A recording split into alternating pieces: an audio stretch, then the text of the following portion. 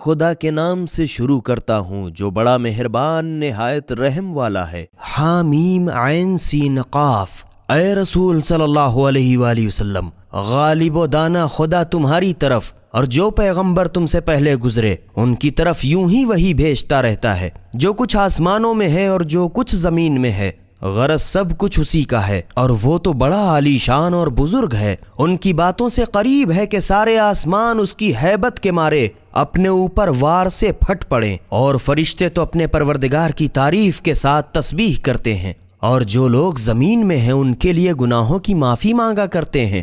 سن رکھو کہ خدا ہی یقیناً بڑا بخشنے والا مہربان ہے۔ اور جن لوگوں نے خدا کو چھوڑ کر اور اپنے سرپرست بنا رکھے ہیں، خدا ان کی نگرانی کر رہا ہے۔ اور اے رسول صلی اللہ علیہ وآلہ وسلم، تم ان کے نگہبان نہیں ہو، اور ہم نے تمہارے پاس عربی قرآن یوں بھیجا تاکہ تم مکے والوں کو اور جو لوگ اس کے ارد گرد رہتے ہیں ان کو ڈراؤ، اور ان کو قیامت کے دن سے بھی ڈراؤ جن کے آنے میں کچھ بھی شک نہیں۔ اس دن ایک فریق ماننے والا جنت میں ہوگا اور فریق ثانی دوزخ میں، اور اگر خدا چاہتا تو ان سب کو ایک ہی گروہ بنا دیتا، مگر وہ تو جس کو چاہتا ہے ہدایت کر کے اپنی رحمت میں داخل کر لیتا ہے۔ اور ظالموں کا تو اس دن نہ کوئی یار ہے اور نہ مددگار۔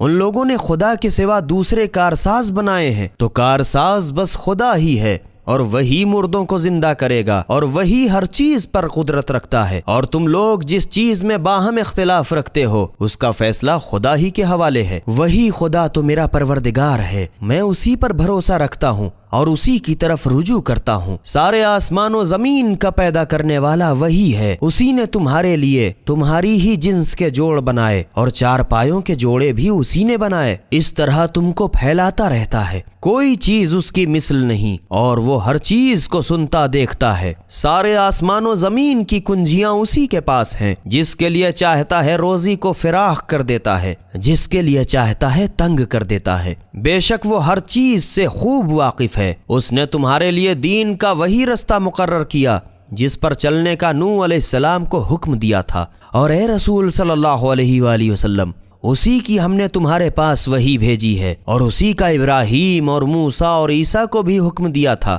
اور یہ ہے کہ دین کو قائم رکھنا اور اس میں تفرقہ نہ ڈالنا۔ جس دین کی طرف تم مشرکین کو بلاتے ہو وہ ان پر بہت شاق گزرتا ہے۔ خدا جس کو چاہتا ہے اپنی بارگاہ کا برگزیدہ کر لیتا ہے، اور جو اس کی طرف رجوع کرے اپنی طرف پہنچنے کا رستہ دکھا دیتا ہے۔ اور یہ لوگ متفرق ہوئے بھی تو علم حق آ چکنے کے بعد، اور وہ بھی محض آپ